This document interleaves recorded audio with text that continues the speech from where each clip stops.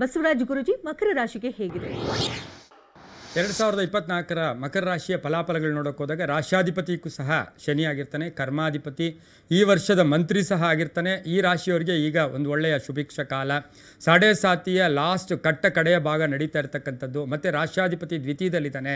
ಹಾಗೆಯೇ ಗುರು 4ರಿಂದ 5ಕ್ಕೆ ಬರ್ತಾ ಇರ್ತಕ್ಕಂಥ ಈ ಸಂದರ್ಭಕ್ಕೆ ಅನುಸಾರವಾಗಿ 2024ರಲ್ಲಿ ಪ್ರಥಮ ಒಂದು 3 ತಿಂಗಳ ಮಟ್ಟಿಗೆ ನೋಡೋಕೆ ಹೋದಾಗ ಸ್ವಲ್ಪಷ್ಟು ಯಥಾಸ್ಥಿತಿ ಕಾಪಾಡಿಕೊಂಡ್ರೂ ಸಹ 3 ತಿಂಗಳ ನಂತರ ಸಾಕಷ್ಟು ಶುಭದ ಫಲಗಳು, ವರ್ಷ ಪೂರ್ತಿ ಅದೃಷ್ಟ ನಿಮಗೆ ಕಾದಿದೆ. 4ರಿಂದ 5ಕ್ಕೆ ಗುರು ಹೋಗ್ತಾನೆ. ಹಾಗೆ ಶನಿ 2ರಲ್ಲಿರ್ತಾರೆ, ರಾಹು 3 ಮತ್ತು ಕೇತು 9ರಲ್ಲಿರ್ತಕ್ಕಂಥದ್ದು. ಕೇತು 9ರಲ್ಲಿರ್ತಕ್ಕಂಥದ್ದಾಗಿರೋದ್ರಿಂದ ಸಾಕಷ್ಟು ಶುಭ ಫಲಗಳು, ಊರ್ಧ್ವಮುಖ ಅಭಿವೃದ್ಧಿ, ಕೀರ್ತಿ ಪ್ರತಿಷ್ಠೆಗಳು ಜಾಸ್ತಿ ಆಗೋದು, ಸ್ಥಾನಬಲ ಏನು ಎಲ್ಲೋ ಒಂದು ಕಡೆ ಬಡ್ತಿ ಸಿಗ್ತಕ್ಕಂಥದ್ದು, ಸ್ಥಾನಬಲ ಒಳ್ಳೆಯದಾಗ್ತಕ್ಕಂಥದ್ದು, ಎಲ್ಲ ವಿಷಯದಲ್ಲೂ ಕೂಡ ಒಂದು ಮಾನಸಿಕ ಶಾಂತಿ ಸಿಗ್ತಕ್ಕಂಥದ್ದು, ಗೃಹದಲ್ಲಿ ಸಾಕಷ್ಟು ಶುಭ ಕಾರ್ಯಗಳು ನಡೀತಕ್ಕಂಥ ಯೋಗ ಕೂಡ ಈ ರಾಶಿಯವರಿಗೆ ಇರುತ್ತೆ. ಆರ್ಥಿಕತೆ ಹೇಗಿರುತ್ತೆ? ಮುಖ್ಯವಾಗಿ ಪ್ರತಿಯೊಬ್ಬರು ನಾವು ಯಾವತ್ತೂ ನೋಡ್ಕೊಳ್ತಕ್ಕಂಥದ್ದೇ ಆರ್ಥಿಕ, ಆರೋಗ್ಯ, ಕೀರ್ತಿ. ಆರ್ಥಿಕ, ಆರೋಗ್ಯ, ಕೀರ್ತಿ ಇವು 3ರಲ್ಲೂ ಸಹ ನೋಡೋಕೆ ಹೋದಾಗ ಕಡೆಯ ಸಾಡೆ ಸಾತಿಯ ಭಾಗ. ಈಗಾಗಲೇ 5 ವರ್ಷ ತುಂಬ ಕಠಿಣವಾದ ಪರಿಸ್ಥಿತಿಗಳನ್ನು ಎದುರಿಸಿದ್ದೀರಾ. ಈ ವರ್ಷ ನಿಮಗೆ ಸಾಕಷ್ಟು ಅವಕಾಶಗಳು ಬರುತ್ತೆ.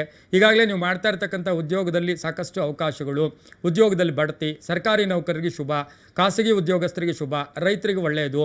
ಆರ್ಥಿಕ ಪ್ರಗತಿ 3 ತಿಂಗಳು ಸ್ವಲ್ಪ ಮಟ್ಟಿಗಿದ್ದು ಹೆಚ್ಚು ಆಗ್ತಕ್ಕಂಥ ಯೋಗ, ಹಳೆಯ ಬಾಕಿ ವಸೂಲಿ ಆಗ್ತಕ್ಕಂಥ ಯೋಗ, ಯೋಜನೆಗಳಿಗೆ ಮನ್ನಣೆ ಸಿಗ್ತಕ್ಕಂಥ ಯೋಗ, ಸರ್ಕಾರದ ಸವಲತ್ತುಗಳು ಸಿಗ್ತಕ್ಕಂಥದ್ದು, ಆರ್ಥಿಕ ಯೋಗ ಚೆನ್ನಾಗಿರುತ್ತೆ.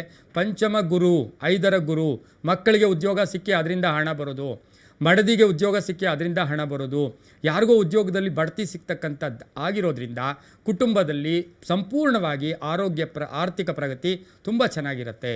ಆರೋಗ್ಯ ಹೇಗಿರುತ್ತೆ? ಇನ್ನು ಆರೋಗ್ಯದ ಮಟ್ಟಿಗೆ ನೋಡೋಕೆ ಹೋದಾಗ ಸ್ವಲ್ಪಷ್ಟು ಸಂಕಷ್ಟಗಳು ಎದುರಾಗ್ತಕ್ಕಂಥ ಸಾಧ್ಯತೆ ಇರುತ್ತೆ.